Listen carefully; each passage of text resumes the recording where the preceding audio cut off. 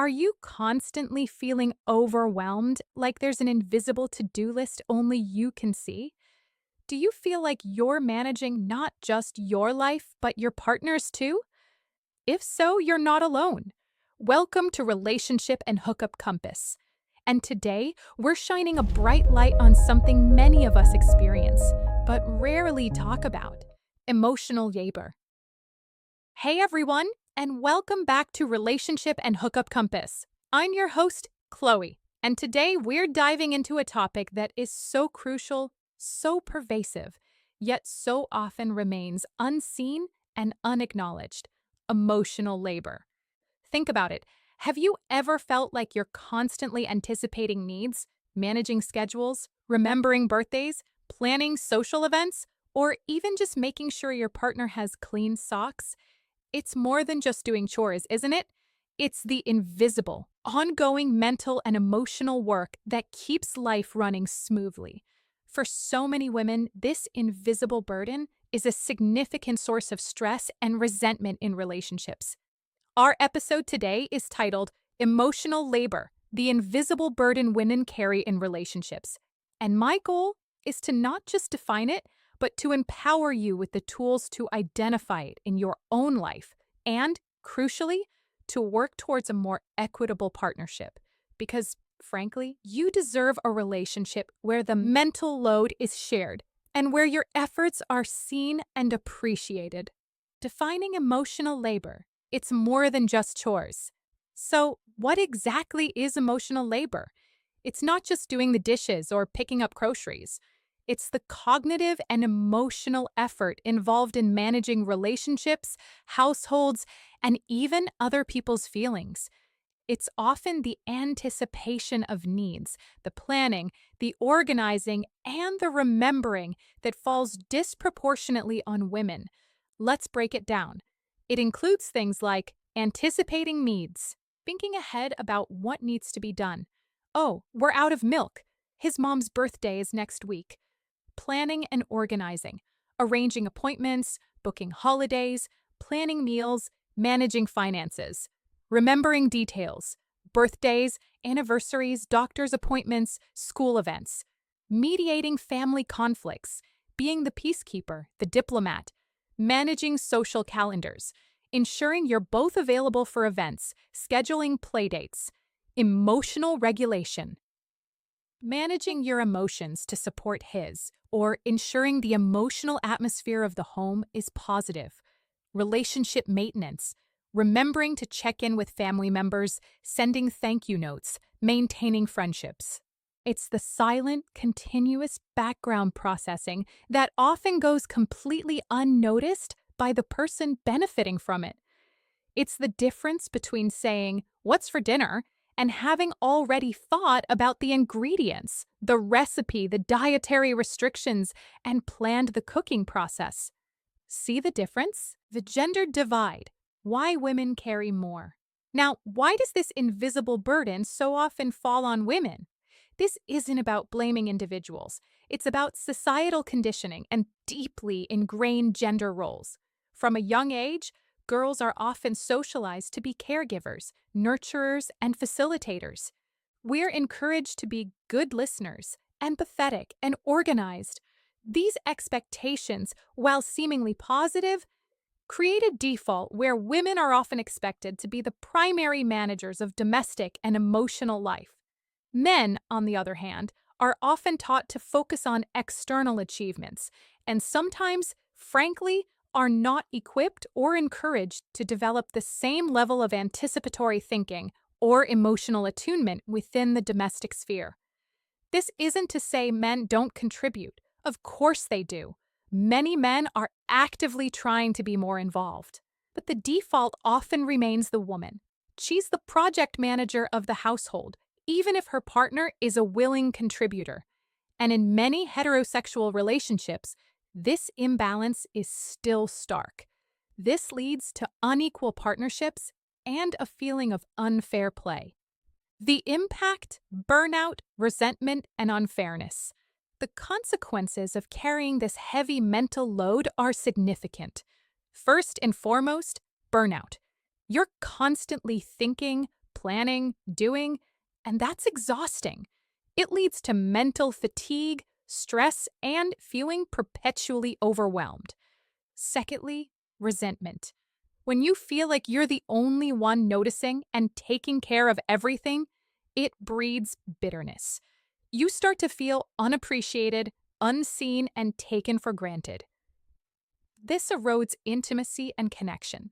Thirdly, it impacts your sense of self. Your own needs and desires can get pushed to the back burner as you prioritize everyone else's. This is a common experience for women who feel they are constantly giving, giving, giving. This isn't just about chores, it's about the very fabric of your relationship and your well being.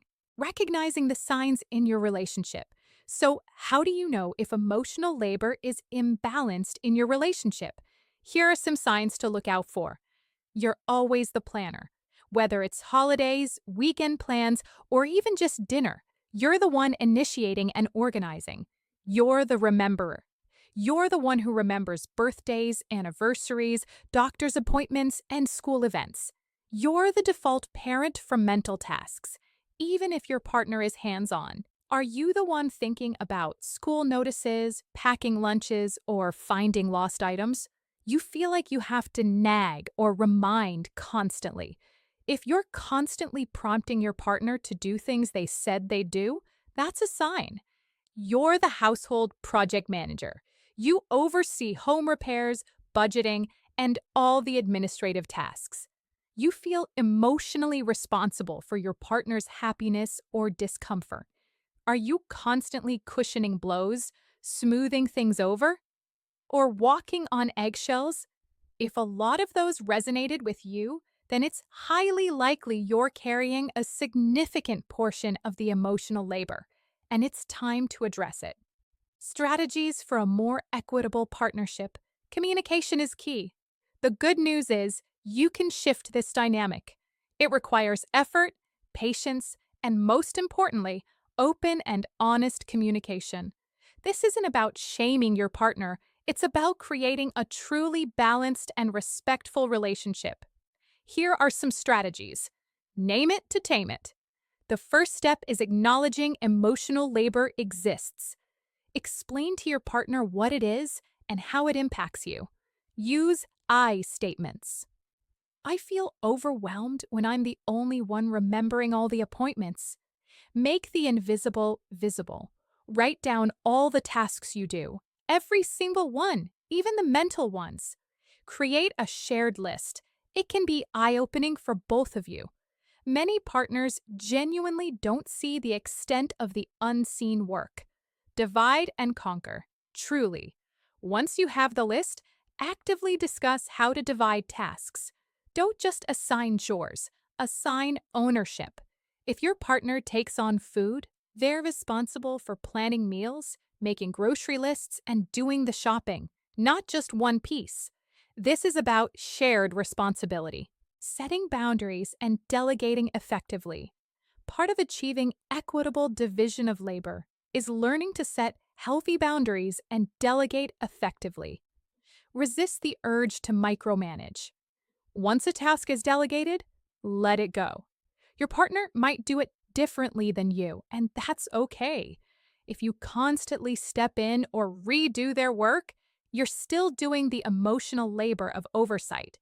This needs to be a conscious choice to trust. Be specific, not vague. Instead of, can you help more with the kids? Say, could you take responsibility for getting the kids ready for school every Tuesday and Thursday morning, including packing their lunches? Specificity is key for clear communication skills.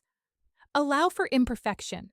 Things might not be done perfectly at first, and that's part of the learning curve. Praise effort and progress rather than criticizing initial shortcomings. This encourages participation. Prioritize. You can't do everything. Talk about what truly needs to be done and what can be let go. This reduces the overall mental load for both of you. Fostering mutual respect and shared responsibility.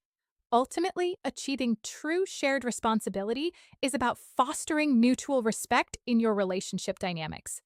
Acknowledge and appreciate. Both partners need to acknowledge the work the other person does, visible or invisible. A simple thank you for planning that, or I appreciate you remembering to call my mom, goes a long way. Regular check ins. Schedule brief, regular conversations about how the division of labor is working. This isn't a complaint session, but a collaborative problem solving time. How do you feel about the current division of tasks? Is anything feeling overwhelming for you? Lead by example, but don't martyr yourself. Show how you want to be treated and continue to communicate your needs clearly. Remember, you're building a partnership, not just delegating tasks. Reframe help as shared ownership. When a partner says, "How can I help?" it often still puts the mental load on you to delegate. Encourage them to identify areas of ownership themselves. What do you see needs to be done?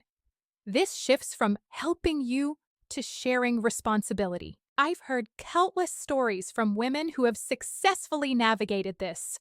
One woman, Sarah, told me how she and her partner started a family meeting once a week, just 15 minutes, where they reviewed the upcoming week's schedule and decided who would own which tasks. Initially, her partner was resistant, saying he didn't need a meeting. But once he saw how it reduced her stress and, frankly, his own confusion about what needed doing, he embraced it. Another, Emily, realized her partner always asked her what they should bring to potlucks. She created a simple template in their shared notes app with common items and delegated the decision of what to bring to him, along with the responsibility of getting it. Small shifts can have a massive impact. Remember, this isn't about keeping score. It's about ensuring neither partner feels disproportionately burdened. It's about building a foundation of mutual respect, understanding, and fair play.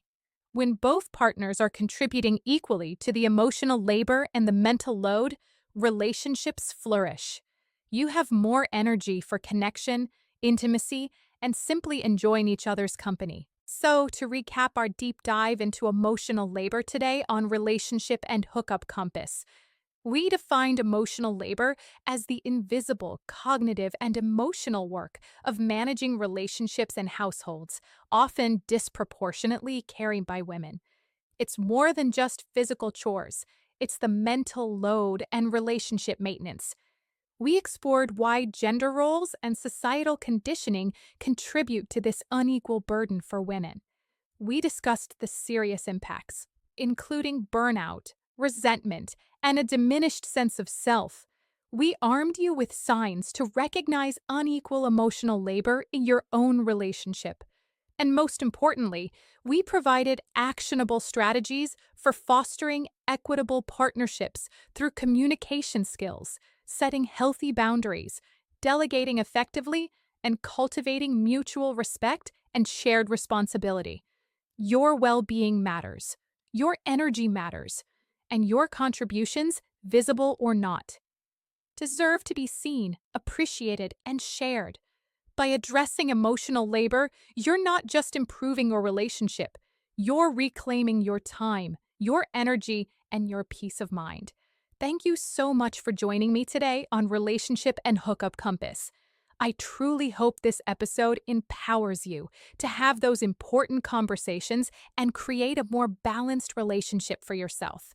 If you found this insightful, please hit that like button, subscribe, and share it with other amazing women who might benefit. Let's continue to build stronger relationships together, one conscious step at a time. Until next time, stay compassionate, stay curious, and always keep your compass pointed towards true connection. Bye for now.